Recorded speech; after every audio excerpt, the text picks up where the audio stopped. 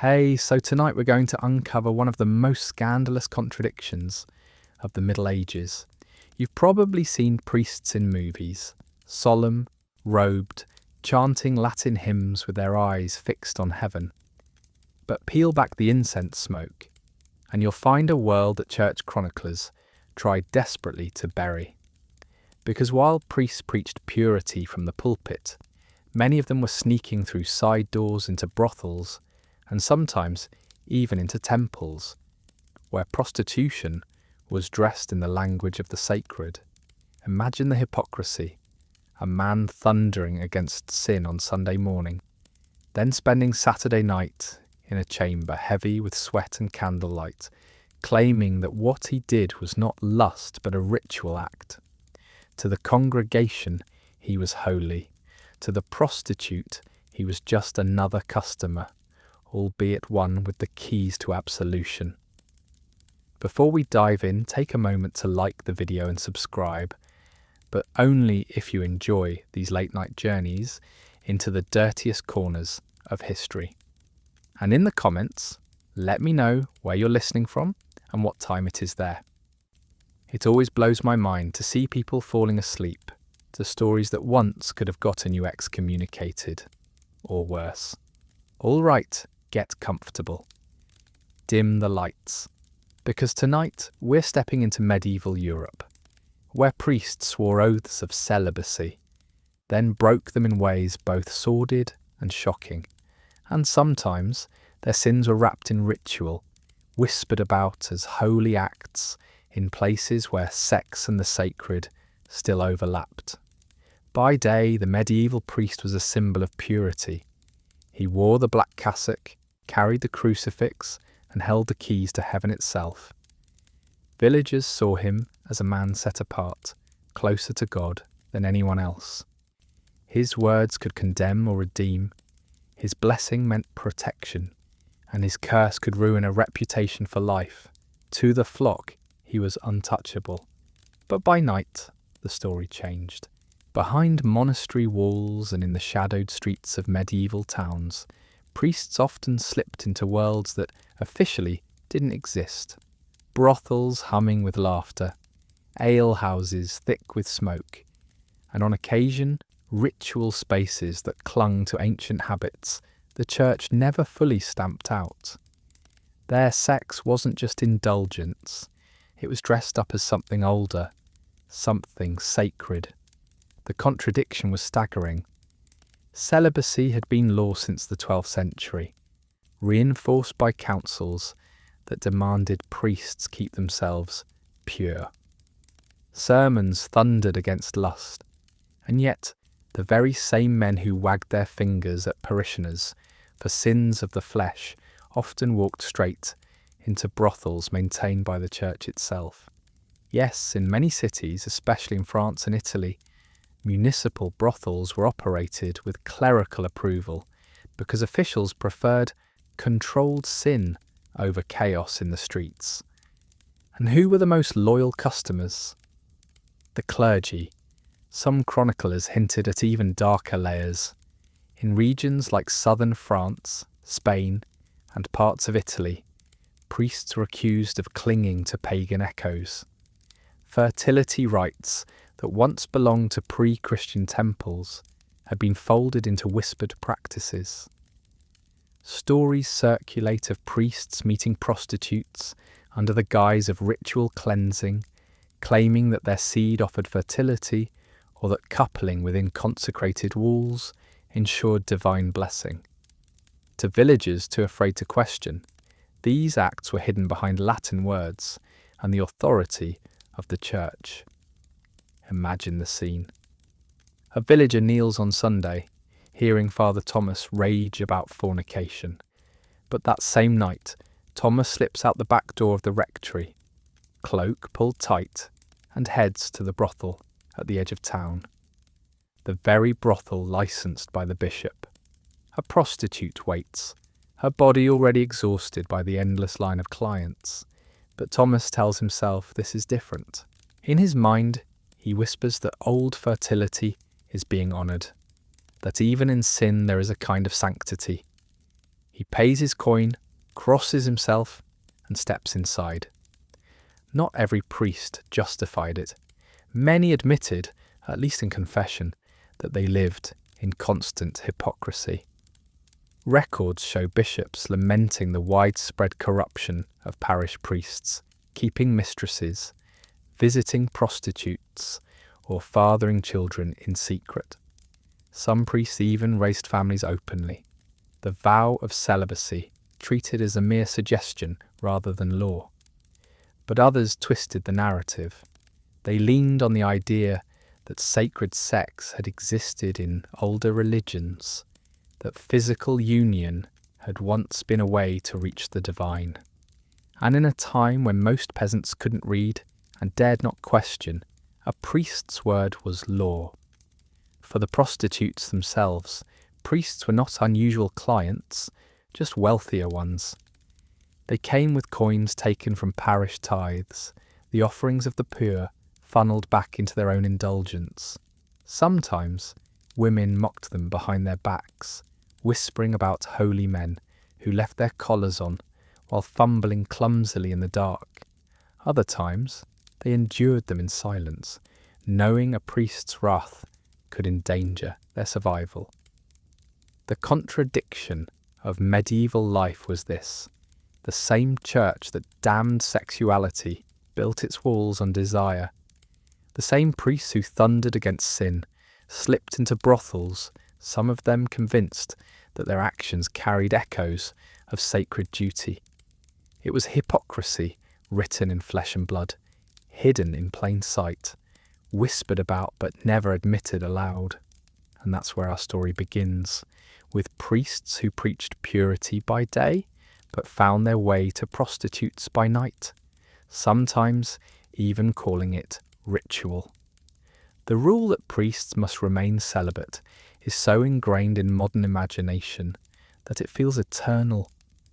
But in truth, medieval celibacy was not about holiness alone. It was about money, power, and control. In the earlier centuries of Christianity, priests could marry. Many did. Some even raised families openly. But by the 11th and 12th centuries, the Church began to enforce celibacy as law. Why? Not because the Bible demanded it, but because bishops realised that married clergy posed a dangerous problem: inheritance. If priests had wives and children, church lands, and wealth could be passed down like noble estates.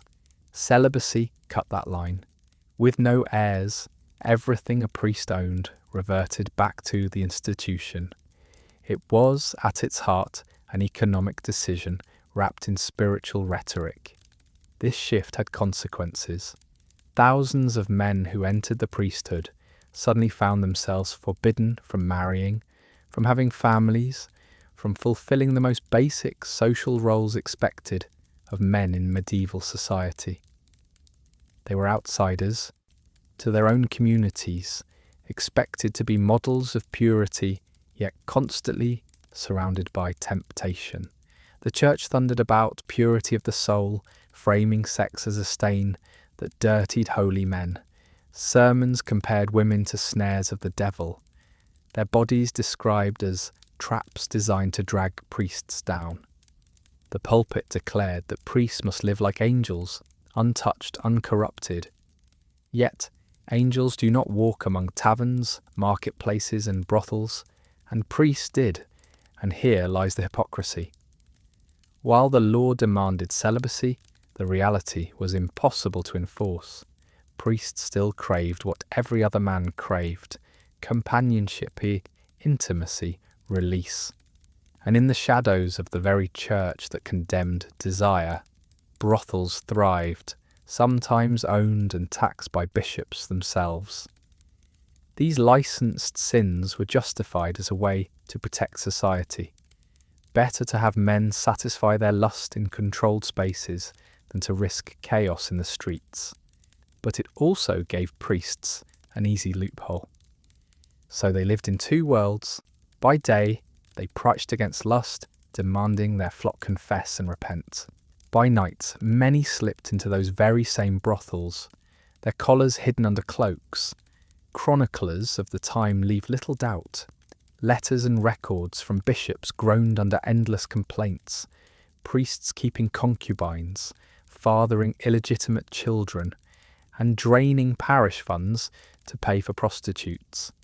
Some priests justified it in shocking ways. A few argued that their role as spiritual fathers meant they were exempt from the rules of ordinary men.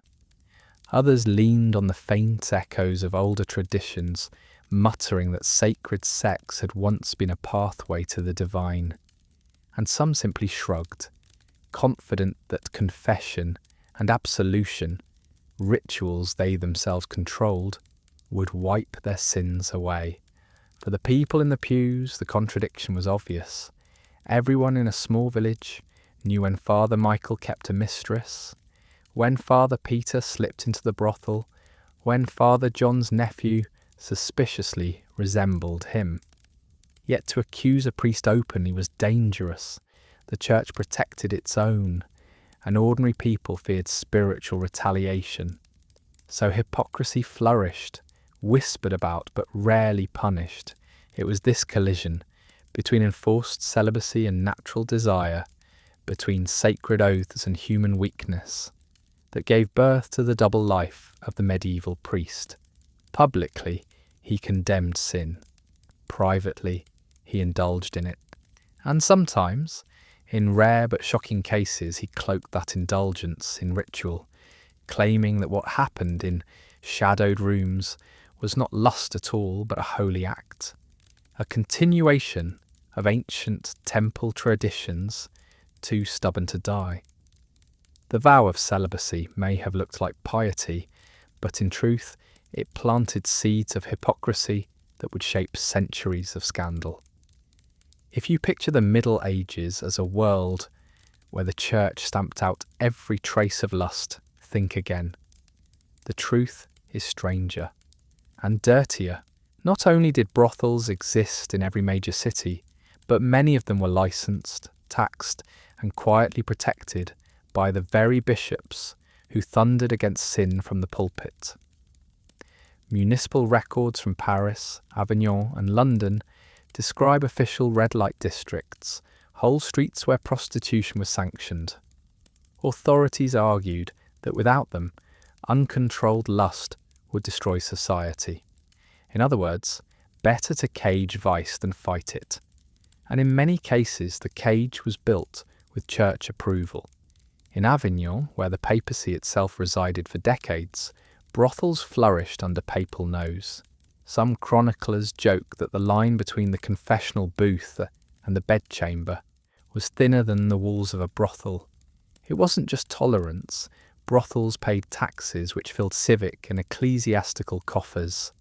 Coins from desperate men lined the pockets of bishops, abbots, and city officials. Prostitutes were catalogued, their earnings tracked. Official sin became a steady revenue stream.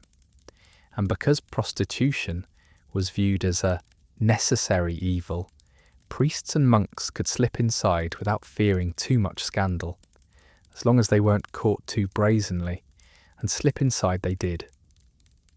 Reports from bishops' courts tell us priests were among the most frequent customers. Some had favourite girls, visiting them so often that the women became known as priests' wives. Others used parish funds to pay for visits, a fact so common that angry parishioners occasionally lodged complaints. One bishop in England admitted that nearly half his clergy had been accused at least once of sexual misconduct, often tied to brothels. To prostitutes, priests were peculiar clients.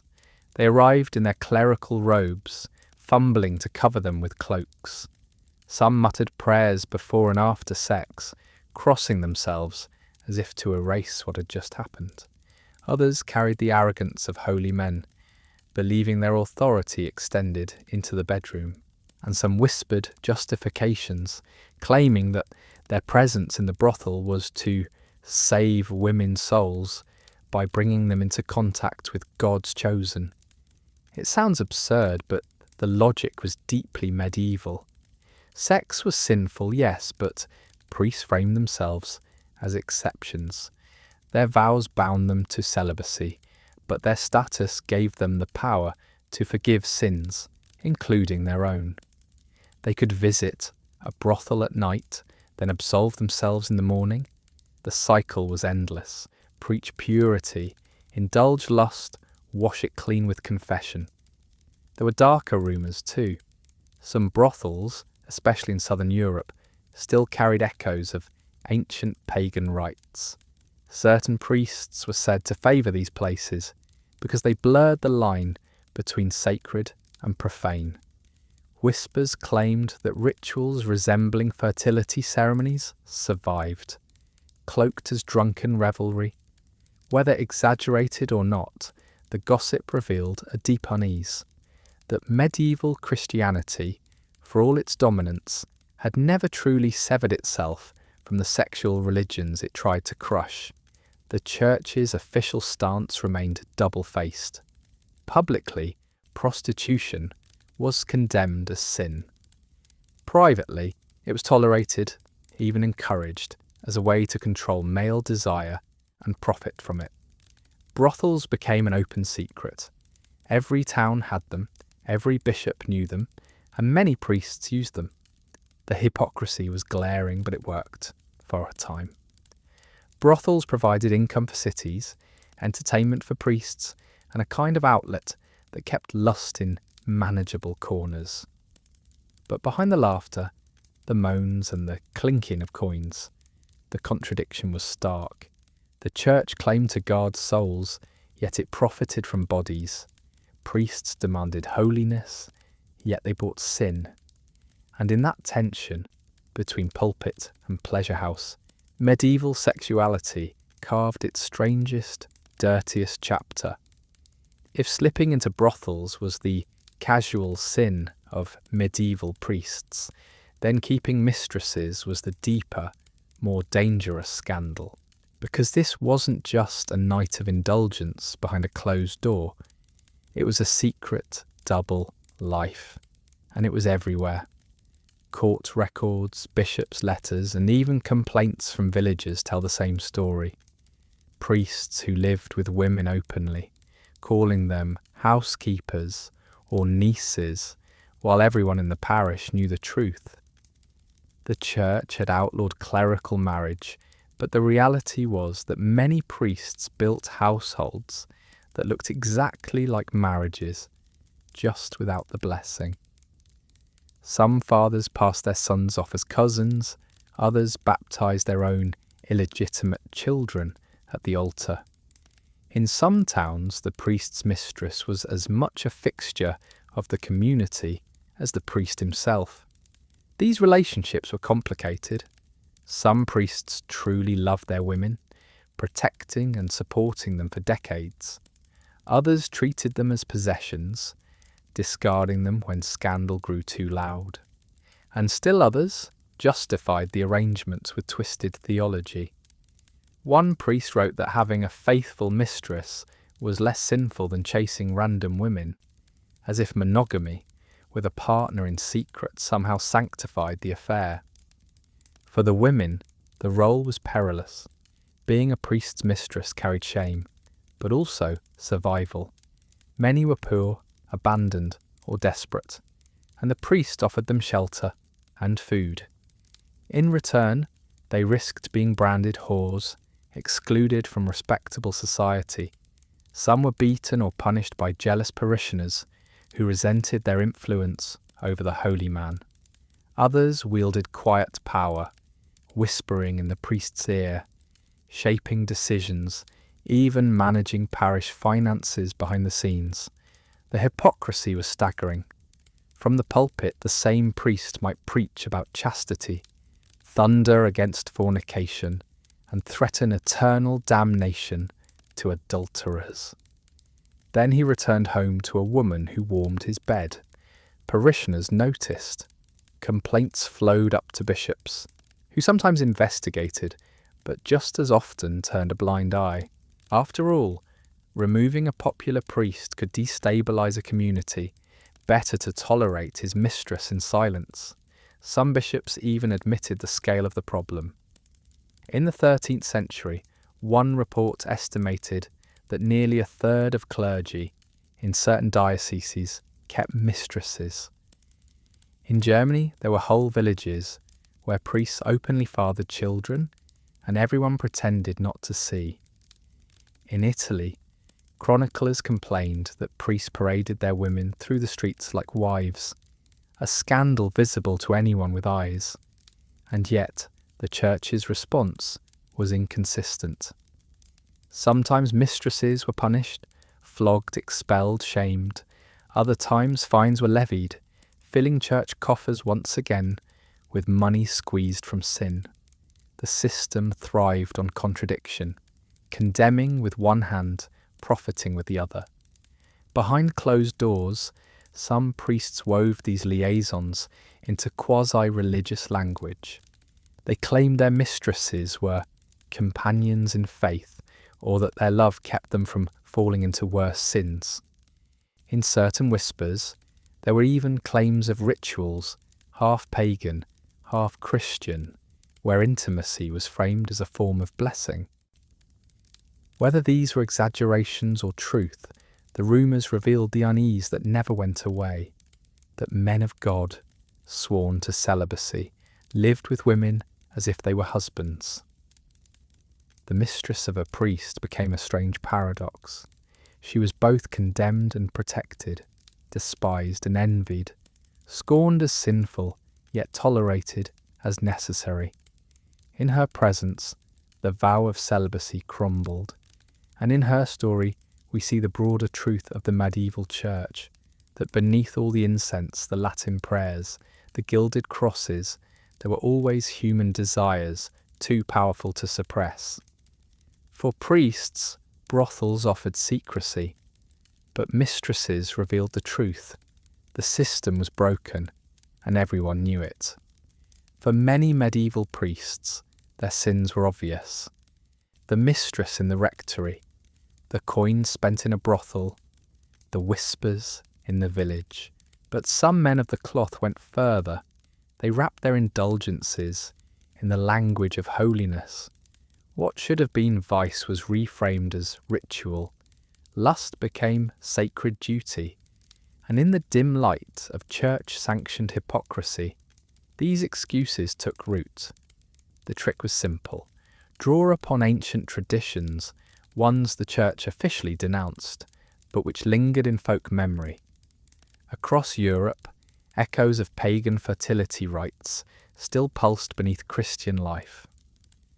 Villagers remembered festivals where fields were blessed by ritual coupling, where sexuality was tied directly to harvest life and the cycles of nature. Officially, these customs were banned. But priests, ever pragmatic, sometimes leaned on them as a shield. One priest, accused of keeping a concubine, argued that their union was a sacrament in private. Others whispered that sleeping with prostitutes was a way of channeling old fertility, ensuring the earth remained fruitful. The logic was twisted, but in an age when most people couldn't read and only the clergy controlled theology, such claims could pass unchallenged. In brothels, prostitutes reported that priests sometimes muttered prayers before the act, or even sprinkled holy water over beds. Some crossed themselves afterwards, as if absolving the encounter in real time.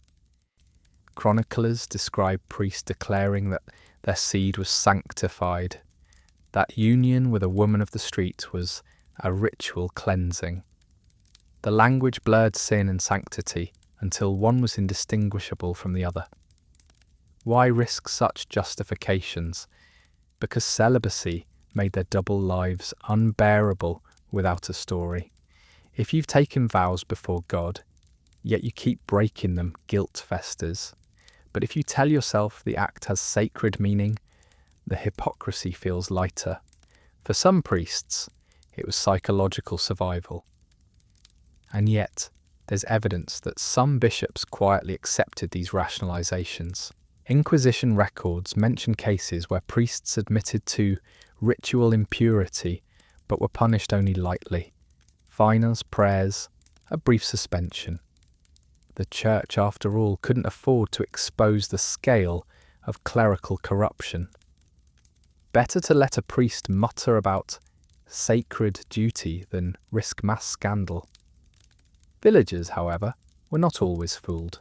Folk tales and jokes mock the holy men who turned sex into liturgy. In one German story, a prostitute mocks her clerical client, saying, "Your sermon was shorter than your prayer." The humour carried a sting. Everyone knew what priests were doing, but no one dared to say it in public. Perhaps the most shocking justifications came from those who invoked biblical precedent. Some priests pointed to Old Testament patriarchs with concubines, or the Song of Songs, which dripped with erotic imagery, claiming scripture itself sanctified passion. Of course, the church had long insisted these were allegories, but that didn't stop men from bending them into excuses for pleasure. The result was a strange shadow theology of lust. In it, the priest was not merely a sinner, but a participant in sacred continuity. Brothels were no longer dens of sin, but sites of hidden ritual. Mistresses were not temptations, but blessings.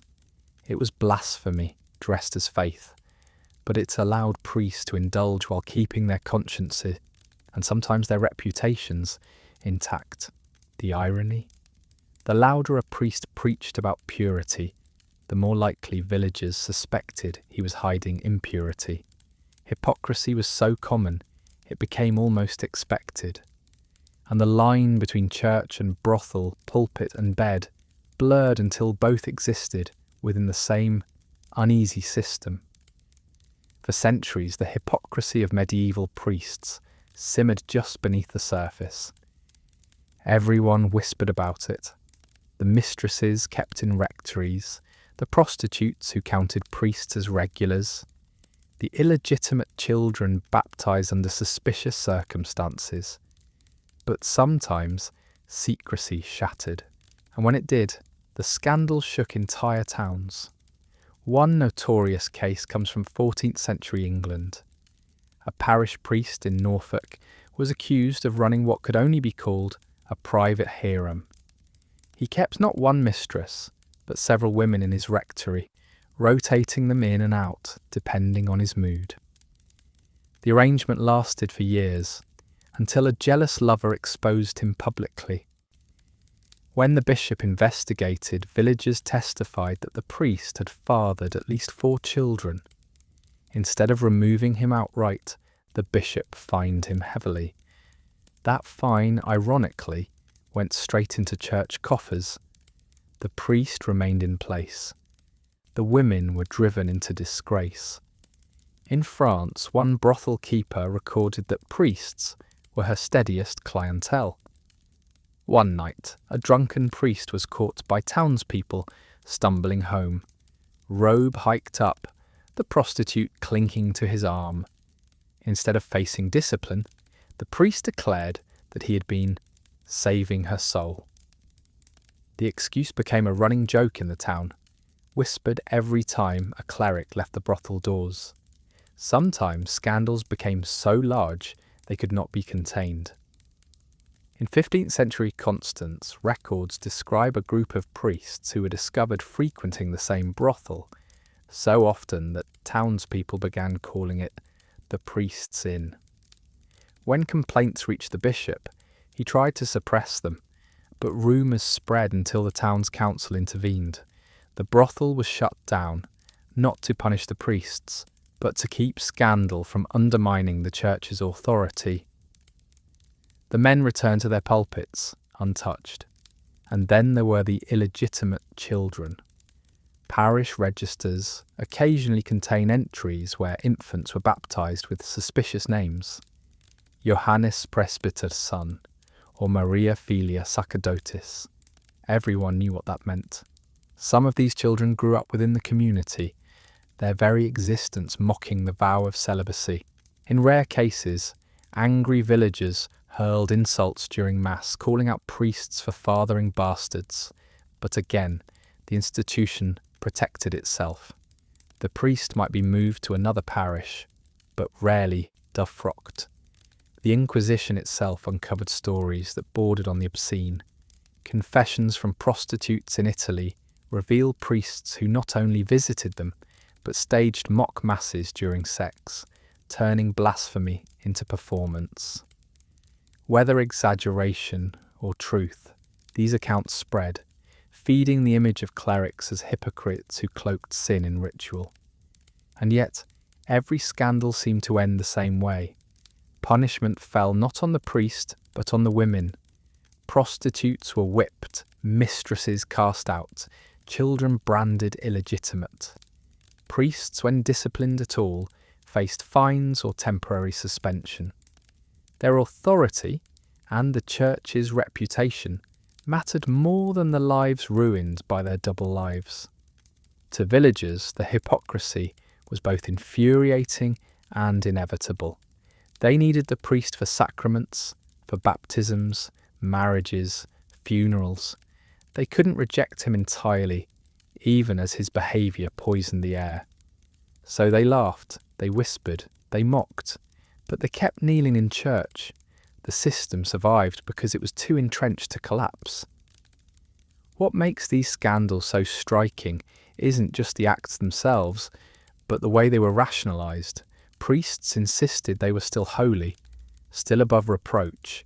The church insisted it was still the guardian of morality, even as its representatives wallowed in sin. And ordinary people, trapped in the system, learned to live with the contradiction. It was a world where the pulpit thundered about purity, while the rectory reeked of hypocrisy, and every scandal that surfaced, every exposed mistress, every bastard child, every brothel visit gone wrong, peeled back the curtain just enough to show what everyone already knew. Celibacy was a fantasy, and the medieval priesthood was built on a lie everyone pretended not to see.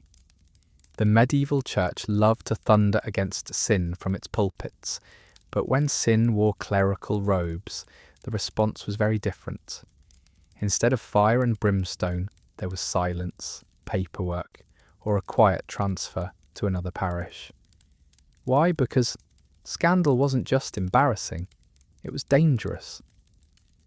Exposing the hypocrisy of priests threatened the very structure of the institution. So, more often than not, the church looked away.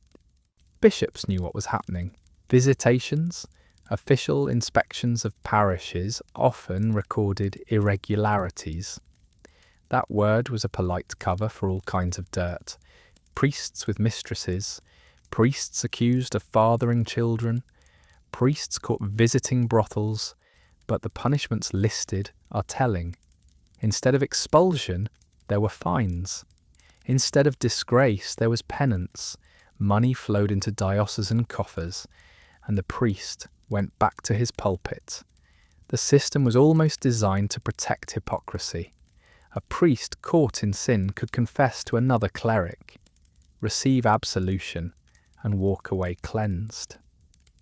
Parishioners who complained about their priest's double life risked excommunication for slandering a man of God. The institution shielded itself, not the flock. Money played a huge role. Licensed brothels in towns like Avignon and Toulouse paid taxes, some directly into church hands. A priest frequenting those places wasn't just indulging, he was helping fuel the economy. Closing brothels or punishing clergy too harshly risked cutting off revenue streams. Better to ignore the whispers. There was also fear of exposure. If one priest was dragged through the mud, others might be implicated. Scandal spread quickly in medieval towns, and once a rumour took hold, it was impossible to contain. So bishops often smothered cases quietly, punishing just enough to seem firm, but never enough to topple the structure. Sometimes the cover-ups were brazen. Records from German dioceses show priests accused of keeping long-term concubines were simply moved to new parishes. One bishop even rotated notorious priests like chess pieces, shuffling them from one village to another so that no single community became too scandalized. It was the medieval version of transfer the problem, don't solve it. Villagers saw through the hypocrisy. Folk songs, jokes, and satire made priests into stock characters. Lecherous men who preached chastity while sneaking to brothels. But laughing was safer than fighting. Ordinary people needed priests for baptisms, marriages, funerals. They could complain, but they couldn't afford to destroy the system. Even reform movements within the church, like the push for stricter celibacy in the 12th century, often fizzled in practice. Rules were passed, councils thundered against priestly lust, but enforcement was weak. And every time a scandal broke, the church's solution was the same. Hush it, fine it, bury it. The appearance of holiness mattered more than holiness itself. What's most striking is how normalized it all became. Brothels openly counted priests as their best clients. Mistresses were known in villages as the priest's wife. Bastards of clergy grew up in towns where everyone knew their parentage, and yet the church maintained its image of moral authority. The contradiction was blatant, but it survived because the institution controlled both the narrative and the punishment. The hypocrisy created a shadow system where everyone, priests, prostitutes, mistresses, bishops, villagers, knew the rules but never spoke them aloud. The church condemned lust in theory, but in practice it profited from it. Priests vowed celibacy, but in reality many lived like ordinary men. And every time sin crept too close to the surface, the church looked away. That silence wasn't just cowardice, it was strategy. Better to tolerate hypocrisy than to risk collapse. Better to look away than to admit the truth. And so the Middle Ages marched on, with pulpits preaching purity while the rectories told another story altogether. When scandal finally broke into the open, punishment rarely fell evenly. In fact, it almost always came crashing down on the women. Mistresses, prostitutes, even the daughters born from these secret liaisons. They carried the shame, the lashes, the exile. Priests, meanwhile, were shielded by their holy status, often escaping with nothing more than a fine or a token penance. Take the case of brothel women in Avignon. City records show that when clergy were caught in licensed houses, the women were dragged before officials, whipped in public, and fined for corrupting holy men. The priests, they were told to say prayers, pay a fee, and return to the altar. The women's bodies bore the marks of punishment. The priest's hand still blessed the Eucharist the next morning. Mistresses fared no better. A woman living openly with a priest might be tolerated for years, until scandal reached the wrong ears. Then she was cast out. In Germany, bishops routinely ordered mistresses flogged and expelled from diocesan lands. Some were branded on the cheek to mark them as sinners. The priests they lived with simply paid a fine and carried on, sometimes taking another mistress soon after. Even children suffered. The illegitimate sons and daughters of priests were considered tainted, barred from certain guilds, and often shamed as living proof of broken vows. They were punished not for their actions, but for their father's hypocrisy. Yet the priests themselves rarely faced the same stigma. Their authority protected them, even when their offspring bore their features for all to see. It wasn't just legal punishment, it was social too. Villagers could mock a priest in jokes or songs, but they rarely confronted him directly. His mistress, though, was an easy target. Neighbours hurled insults, spat in the street, called her a whore. In one French parish, women refused to share water from the village well with a priest's concubine, branding her unclean. The priest still presided at Mass. She was left ostracised. Why this imbalance? Partly because the church framed women as the source of temptation.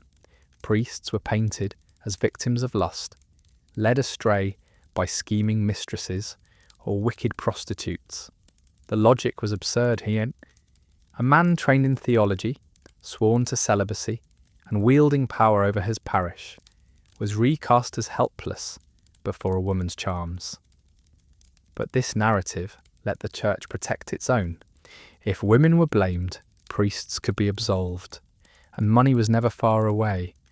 Punishments for women often came with fines, which flowed back into church coffers.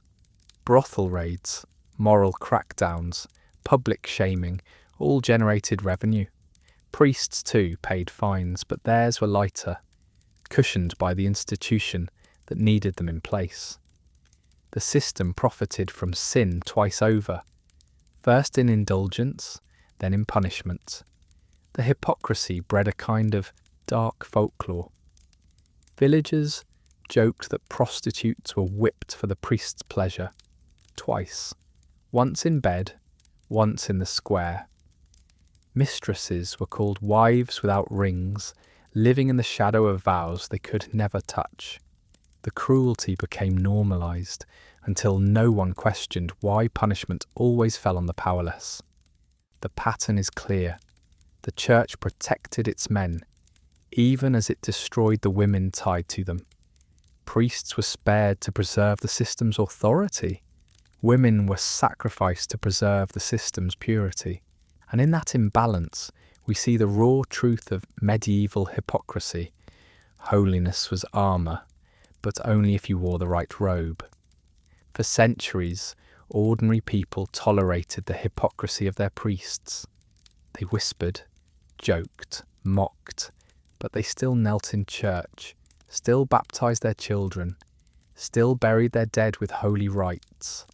The church's grip was too strong, and open defiance was rare, but every now and then patience snapped, and when it did, entire communities took matters into their own hands. One famous case comes from 14th century Germany. A priest in a small village was notorious for keeping a string of mistresses. Everyone knew about it.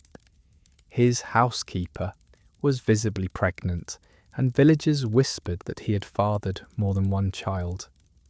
When the bishop ignored repeated complaints, the villagers staged a rebellion. They surrounded the rectory, dragged the priest into the square, and publicly shamed him. Chroniclers say they tied him to a cart and paraded him through the streets while mocking his sermons. The bishop later reinstated him quietly, but for the villagers, the act was a release, a way to remind the priest that they too held power. In England, a 15th century parish grew tired of paying tithes to a priest who spent more time in taverns and brothels than at the altar. When he stumbled drunk into Sunday Mass one morning, parishioners refused to let him ascend the pulpit. They locked the church doors and held Mass themselves, led by a local friar. The act was technically heresy, but no one reported them. The bishop pretended not to notice. For one Sunday at least, the community took back its faith. Sometimes the rebellion was quieter but no less biting. Villagers used satire as a weapon. In France, peasants painted crude images of their priest consorting with prostitutes and nailed them to the church door. In Italy, locals sang mocking songs during festivals, inserting the priest's name into bawdy lyrics. These acts were dangerous. Blasphemy and slander carried harsh punishments, but they gave ordinary people a sense of power, a way to fight hypocrisy with ridicule. And occasionally, violence erupted. In Bohemia, one priest infamous for exploiting prostitutes was beaten nearly to death by townsfolk.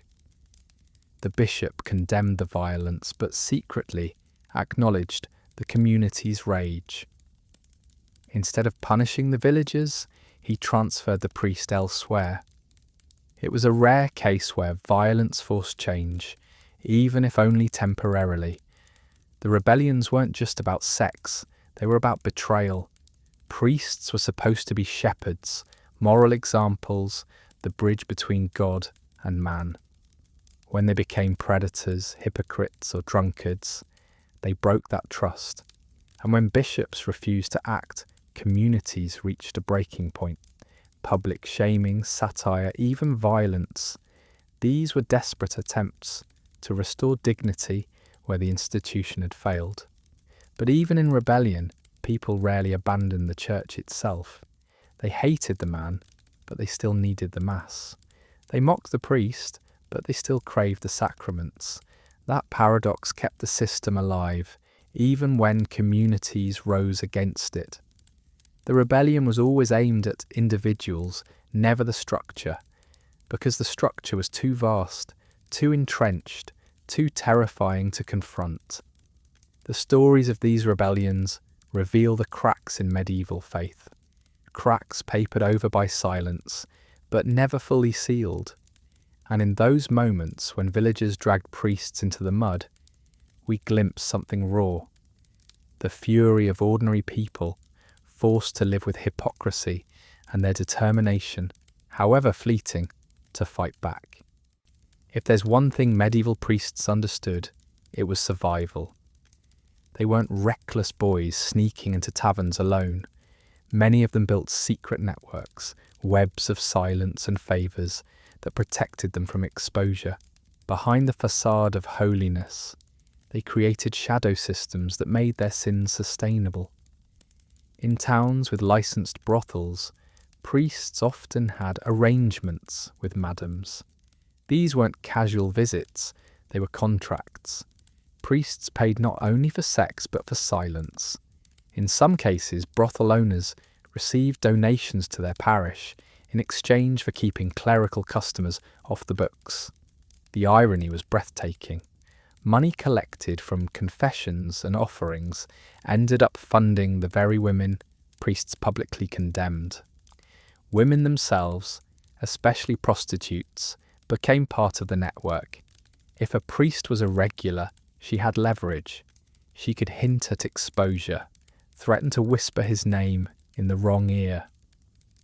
Smart priests knew this, and so they paid extra. Gifts of wine, better clothing, even promises of protection if city guards came knocking. A prostitute might serve dozens of men, but a priest could be her most profitable because of his desperation to stay hidden. Priests also covered for one another. Visitations from bishops usually required testimonies from locals, but fellow clergy could step in as character witnesses, swearing falsely that a man was celibate and holy. It was a brotherhood of silence, strengthened by the knowledge that anyone who spoke too loudly might be next in the spotlight. Even in monasteries where celibacy was supposedly strictest, there were secret codes. Chronicles mention night guests slipping into cloisters, often arranged with the complicity of gatekeepers. If a scandal grew too large, monks quietly reassigned the offender. Everyone knew, but no one said a word. It was safer to protect the community than to risk its collapse. The networks extended up the ladder too. Bishops weren't ignorant. Some actively participated. They accepted bribes, overlooked reports, or redirected punishments toward women instead of priests. In Italy, a bishop once dismissed accusations against half a dozen priests by claiming they had been tempted by Satan in the form of women. Convenient theology that preserved his men while scapegoating the women. Confession also played a role. Priests confessed to one another, often disclosing their sins in coded language. The seal of confession made it impossible to expose them legally. Imagine the absurdity. A prostitute might weep under lashes for tempting a priest, while the priest himself walked free because his friend had whispered absolution in a dark booth. Villagers weren't blind. They knew priests were protecting each other. They saw the same names vanish from records, the same fines disappear into diocesan accounts. It created a culture of cynicism. People laughed at the idea of celibacy because they knew it was a performance propped up by networks of lies. The shadow system worked for centuries. Priests indulged, women survived, bishops profited, and communities pretended not to notice. Everyone played their part. And so the hypocrisy endured, not because of isolated sins, but because of entire networks built to hide them. By daylight, priests looked untouchable. They stood at the altar in embroidered vestments, chanting Latin words no one else understood. They raised the host with trembling hands, lifted prayers for kings and peasants alike, and presented themselves as the holiest men in their communities. To the villagers, the priest was not just a man, but a gatekeeper of salvation. Without him, no baptism, no absolution, no funeral rites. His words shaped eternal fate. But once the candles burned low, the mask slipped. Behind closed doors, in dim taverns, in the shadowy corners of brothels, priests lived second lives. The same man who thundered against lust in Sunday sermons might stumble drunk through a brothel on Saturday night, pockets filled with parish money. The same priest who baptised infants could be found gambling with pimps or whispering sweet promises to his mistress in the rectory. Chroniclers and satirists noticed the absurdity. Medieval poems often mocked the contrast. Priests described as white in the morning, black at night. It wasn't just about clothes. It was about lives divided in two. Public holiness, private indulgence. Celibacy was a vow in theory. In practice, it was theatre. This double life was so normalised that even villagers accepted it as a fact of life. They might laugh at the hypocrisy, but they still lined up for sacraments. They needed the priest, no matter what he did at night. The Church's monopoly on salvation gave priests enormous freedom. They could be both holy men and sinners without losing their authority. Some priests went further, cloaking their sins in ritual. A prostitute in France recalled a priest who recited prayers before touching her, as if turning the act into a parody of confession. Another claimed he sprinkled her with holy water before climbing into bed. To him, perhaps, it was a joke, but to her, it was grotesque. The sacred and the profane blurred until neither meant much at all. And yet, the double life wasn't without consequences. Priests lived in constant fear of exposure, not because they would lose their positions, but because scandal could bring humiliation. Rumours could stick for decades. Parishioners might laugh behind their backs. Mothers might hesitate to send their daughters near the rectory. Even with the Church's protection, the mask sometimes cracked. It was a dangerous performance. The daytime priest had to be spotless. Solemn voice, controlled gestures, divine authority. The nighttime man could be sloppy, lustful, human. Holding both personas at once required lies, excuses, bribes, and endless pretense. Some priests managed it for entire lifetimes. Others collapsed under the weight of their own hypocrisy. For the villagers watching from the shadows, it was a twisted spectacle. They saw the priest as both saviour and sinner, holy man and hypocrite, but they had no choice.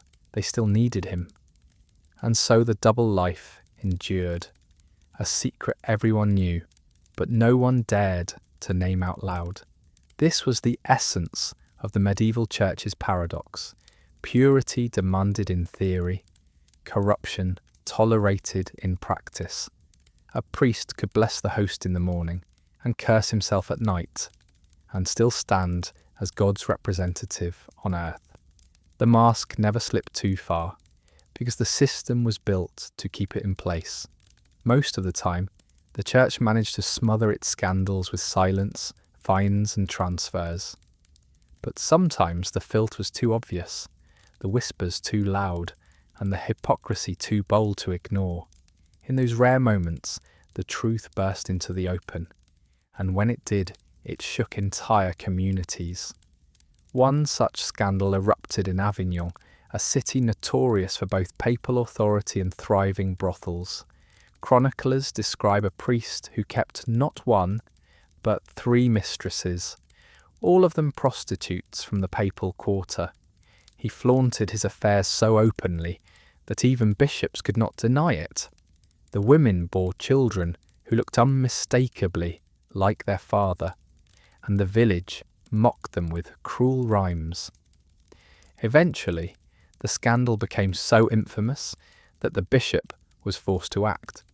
But instead of stripping the priest of his title, he fined him heavily, using the money to build part of a cathedral.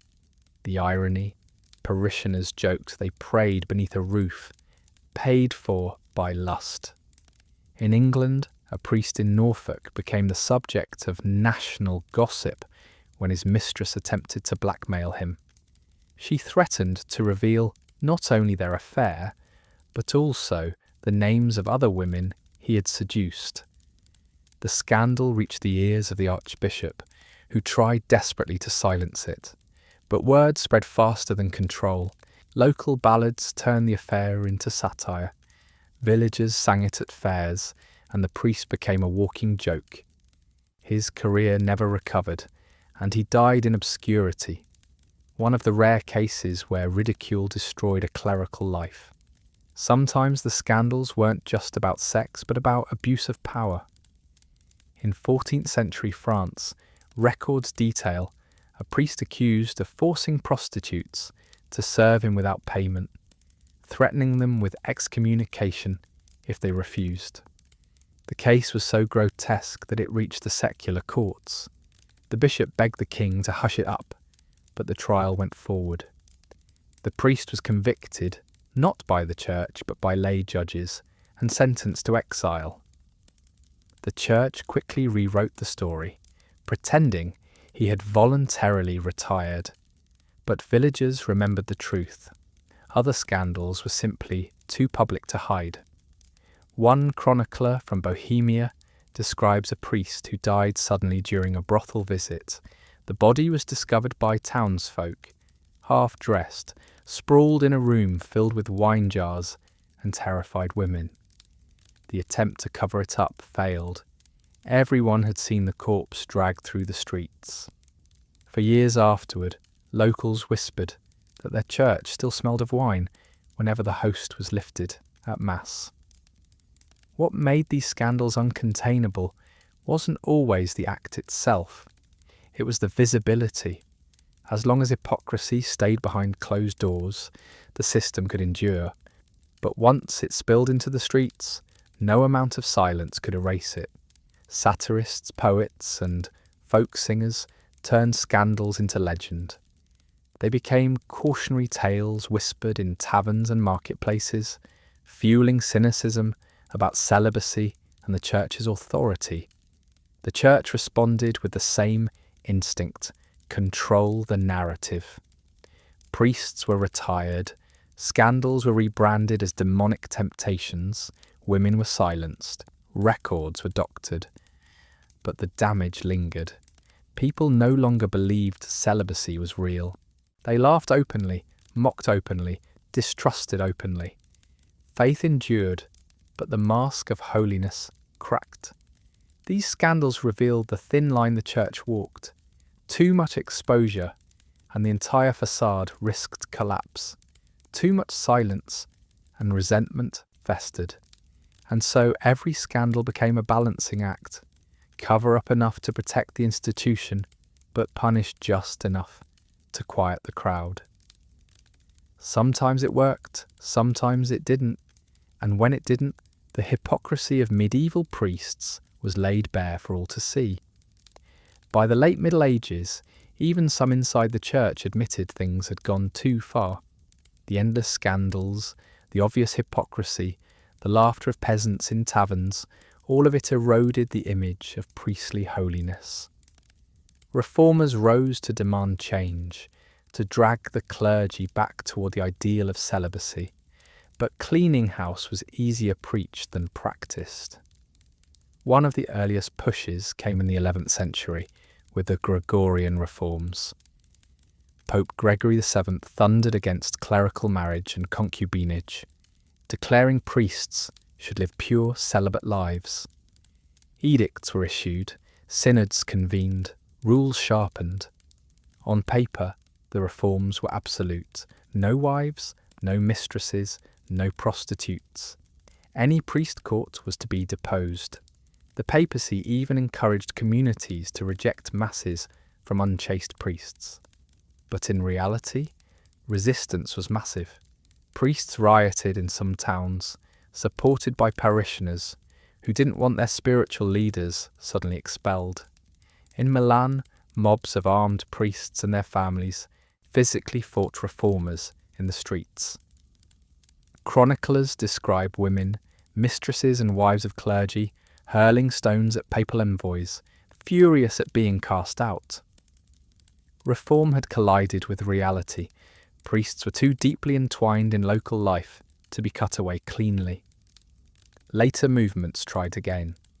In the 13th and 14th centuries, bishops launched visitation campaigns, snooping through parishes to root out concubines.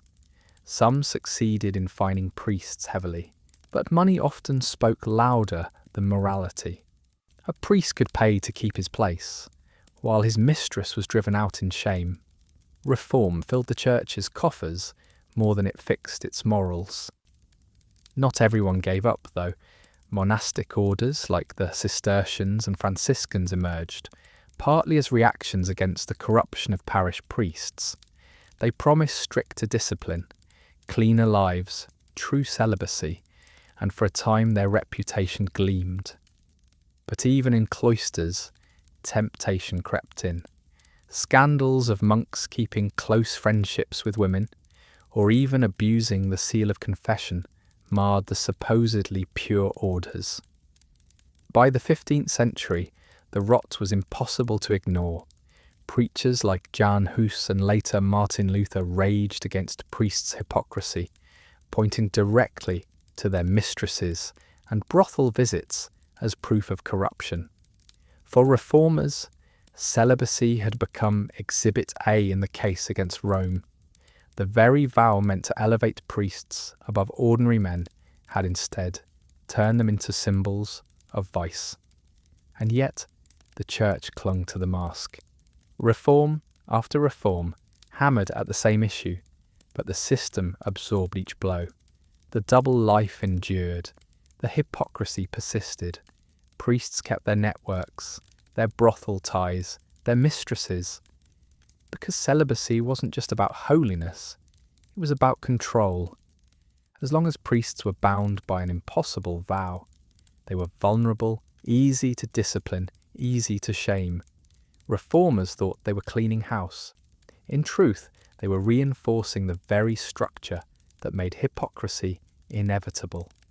And so the cycle continued. Scandal, reform, failure, scandal again. The medieval church could never resolve the contradiction, because the contradiction was built into its bones. When the Middle Ages faded, the stories did not. The hypocrisy of priests, their mistresses, their brothel visits, their networks of silence, all of it left fingerprints across Europe's cultural memory. Even centuries later, the stench of medieval corruption clung to the institution. Peasants carried the memory through folklore. Jokes about priests and prostitutes became standard fare at village fairs. Satirical plays staged by wandering performers often featured bumbling clerics sneaking into bedrooms or bribing prostitutes for silence. The humour was crude, but it carried a sharper truth. Everyone knew the mask of celibacy had been a lie. Laughter became a weapon, a way to expose what couldn't be said outright in sermons or official records. Literature too preserved the legacy. Writers like Boccaccio in the Decameron painted priests as lustful schemers, forever plotting how to seduce women under the guise of holiness. Chaucer's Canterbury Tales offered sly digs at clerical hypocrisy, showing how ingrained the stereotype had become. These weren't just fiction, they were reflections of lived reality, polished into stories, so biting that they still echo centuries later. The Reformation took the hypocrisy and turned it into ammunition. Protestants pointed directly to the medieval priesthood scandals as proof that Rome was corrupt beyond saving. Pamphlets circulated lurid tales of priests fathering dozens of children, bishops owning brothels, monks caught in tavern brawls. Whether exaggerated or true, the seed was already planted. The medieval record gave the propaganda its power. Even ordinary faith changed. In many communities, people trusted the sacraments, but distrusted the men who performed them. They mocked priests even as they obeyed them, prayed even as they doubted. That ambivalence, respect for the ritual, cynicism toward the man, has lingered in Europe's relationship with clergy long after the Middle Ages ended. And then there's the silence. Official church histories often skipped over the scandals, smoothing out centuries into tales of holy discipline. But silence is telling. The absence of acknowledgement became another kind of legacy, proof of how deeply the institution feared its own reflection. Today, when we look back at the medieval church, the image of celibate purity is impossible to separate from the reality of hypocrisy. Priests with mistresses, priests in brothels, priests hiding behind one another's silence, these truths shaped the course of faith itself. The vow of celibacy, meant to elevate the clergy above the common man, instead chained them to a system of shame, secrecy, and endless pretense. The legacy isn't just in books or jokes. It's in the way history remembers the Middle Ages, a time of holy words and unholy deeds, a time when the men who preached purity lived lives of contradiction, and perhaps the bitterest irony of all, the church itself preserved the record. Every fine, every confession, every punishment, all written down, all hidden in archives. It tried to bury the truth, but in the end, it kept it alive for us to read centuries later. This is the inheritance of medieval hypocrisy, a history both sacred and sordid, unforgettable because it was too real to ever truly vanish.